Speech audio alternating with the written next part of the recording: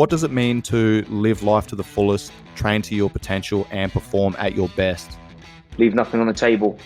That's a non-negotiable, is that I strive to be better every day. Because if I'm not on top of my game, how's anybody else going to follow me down the road? Keep demanding more of yourself to live up to that potential and to stay hungry. Training is progress. You know, when I look at the word training, I think of steps, baby steps to get somewhere that you want to be. And that is basically your life journey. It's a mindset in itself, man. It's like, it's not just about, I know that for you, a lot of that's about the physical, but we're constantly in training, whether it's growing our skill sets, whether it's growing our physical bodies, whether it's growing our relationships, whatever. And all of that's a training ground. And that kind of goes back to the mindset that we just talked about. You underestimate yourself and you don't even start. But then once you start, you often surpass what you thought you could do. Perform at your best, mate. That's sort of what life is all about. You know, I want to have the knowledge, I want to have the fitness, the health, the ambition and drive that no matter what comes along, when that next phone call comes, I can just say yes. I don't have to worry. Just go and do it. Yo, what is up, guys? Welcome back to this 3-part series with my friend Yiannakis of Macros, Muscles, Mindset. In the first episode, we spoke about what to look for in a coach, as well as our journey into and the evolution through the fitness industry. During this episode, we are diving into how to use functional training tools to implement them into either your current regime or how to use them as standalone tools. Let's get this episode underway. The first question comes in from Jamie Morris Row 1 on Instagram, and he writes, in regards to functional training equipment, should I use these tools on its own training day or find a way to incorporate it into my regular workouts? What are your thoughts? Okay, so I've got a couple of thoughts around this, and I think this is a question that has probably changed for a lot of people in this past year. And it's also a question that is going to annoy people because my answer is that it's relative to the person. And I believe that it's relative to the person because every person has a different goal. Every person is in a different state for, you know, their physical fitness, and everyone is in a different environment. And we're currently in this environment where we don't have the accessibility to gyms anymore. We don't have the equipment that we used to have. Our entire habits, routines around fitness have changed. Potentially goals have changed. If you're an athlete, competition dates have changed. So I think if you're someone that isn't a competitive athlete, you should kind of be asking yourself, why am I doing this? Am I using this equipment just for general fitness, or is it for something more specific? And the reason I say that is because fitness is a lot more than just strength and endurance. And I think a lot of people, when they hear fitness, think they're strong, they're fit, or they run fast, they're fit. But fitness is about being mentally and physically equipped to perform your activities of daily living. It's about being prepared to take on challenges. And I know you've touched on this in a previous episode, but I'm going to do it just briefly anyway. When we're looking at fitness, it encompasses 10 components, and those components are power, stamina, speed, flexibility, agility, balance, coordination, accuracy, and endurance, the one I don't do. So when you've got, one or two pieces of equipment and you're kind of in this state of probably unmotivated right now, that's pretty normal right now for a lot of people. What you might want to do is shift your focus and think about, okay, well, can this piece of equipment help me develop something else? Can it help me improve my balance? Should I perhaps try do a session today that is just about agility? If you've got an agility ladder, sweet. Or should I focus potentially today just on balance? You still have agility ladder. Okay, you're doing everything with one leg.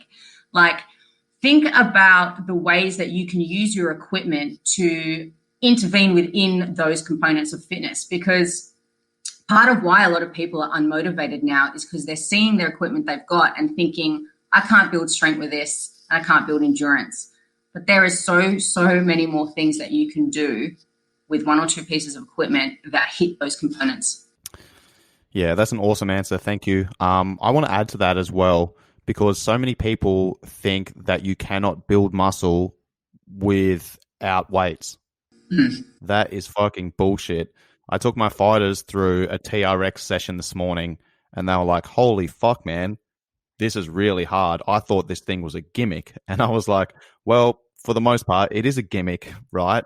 That's how most people use it. But if you understand, muscular contractions, if you understand stability requirements, if you understand motor unit recruitment patterns, if you understand all of these different, here's the thing, principles are few, methods are many. So for me, it doesn't fucking matter what the tool is. If someone wants to build strength and muscle, I can build strength and muscle with bodyweight based movements, with a set of gymnastics rings, with a TRX, with a band, with a kettlebell, with dumbbells, with barbells, with a gym full of machines, with sandbags, with Atlas stones. Like, it doesn't fucking matter.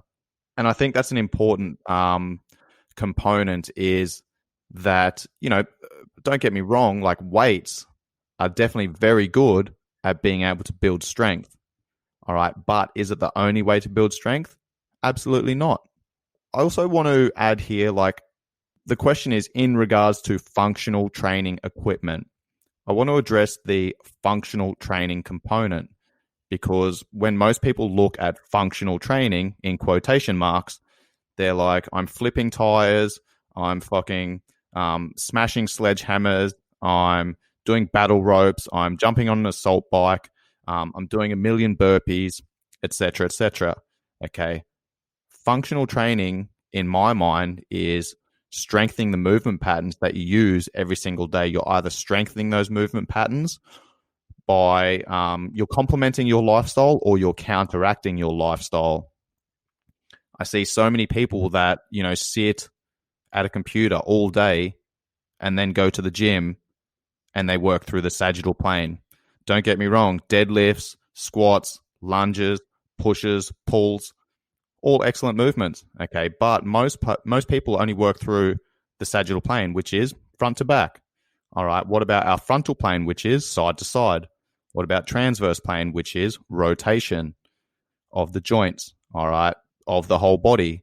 And this is something that doesn't get addressed. So when I look at functional training, I'm looking at movements that I'm using every day, and I'm strengthening those movements, I'm complementing those movements, I'm optimizing those movements, I'm fixing those movements, because most people move like shit. Anything you want to add? Well, the other thing about, functional training as such is that it is movements that are in our activities of daily living, like squatting and, deadlifting or pulling up. So the equipment there is pretty much your body anyway. So I think we've got to consider that as well. The functional equipment piece, I'm not sure what this person is sort of using, whether it's a kettlebell or something like that. But you need to consider that functional movement is considered generally body movements that you're doing on a daily basis. Yeah, a little bit more to this question. That's all I wrote down, but there was more in the message that was sent to me on Instagram.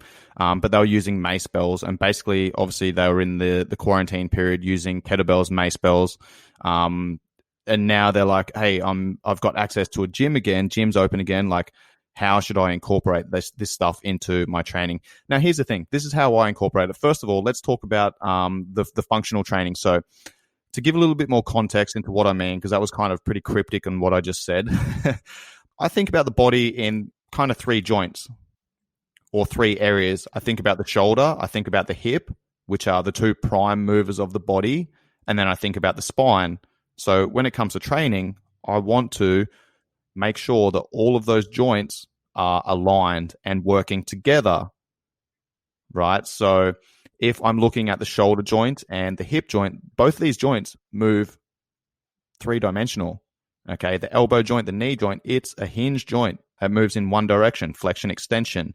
All right, shoulder joint moves in multiple directions, flexion, extension, abduction, adduction, internal rotation, external rotation, circumduction, which is a combination of all of them. So when I think about functional movement, I think about, muscles pull on bones and articulate the joints. So if there's a muscular imbalance somewhere and I'm not working those joints through those 3 planes of movement, sagittal plane, frontal plane, transverse plane, then I'm not actually training that joint in its fullest capacity. So this is where functional training for me comes into play. And if you're using mace bells, Indian clubs, kettlebells, and things like that, they're fucking awesome tools for strengthening those joints through their fullest range of movement, through all three planes of motion.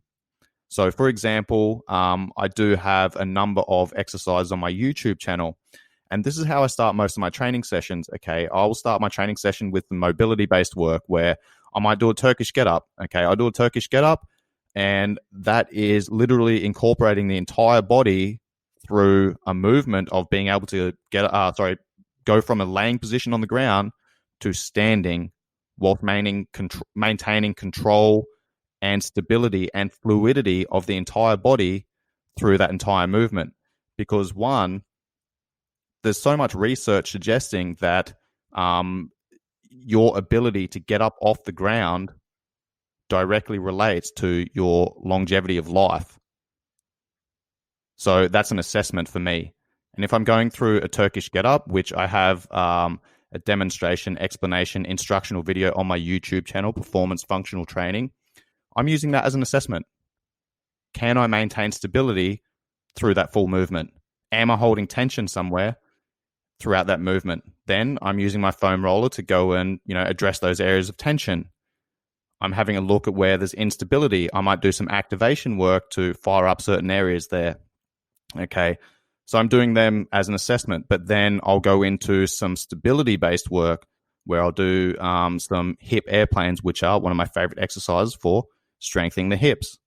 Again, through those three planes of movement.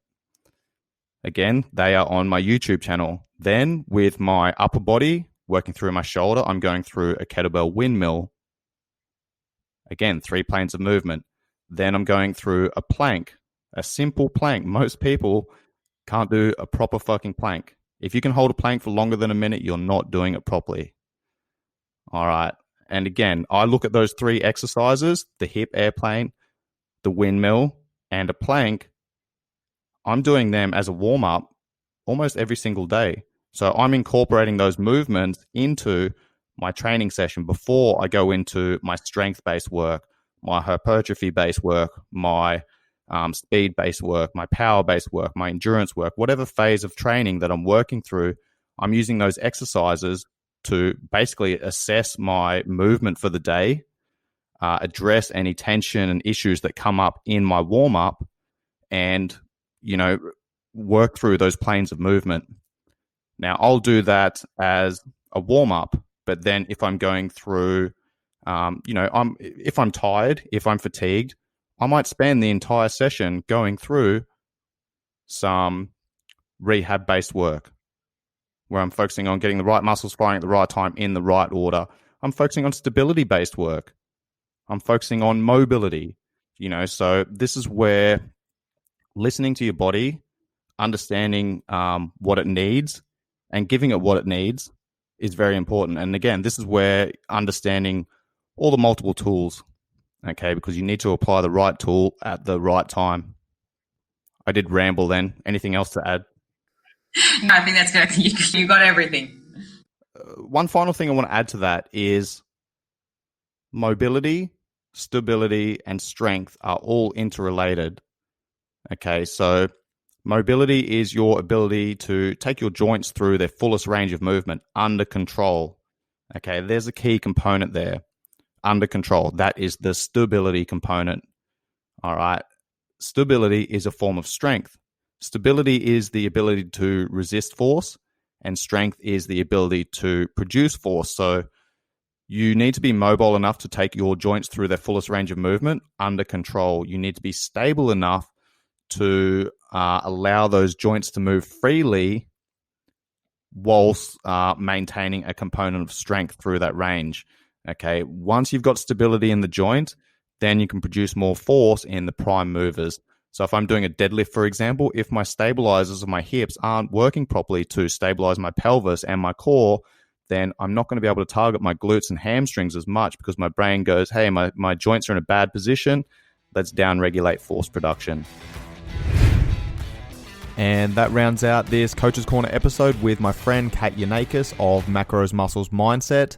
Stay tuned for our next conversation where we answer the question from a listener on Do you have any tips or strategies to recover from long-term chronic injuries?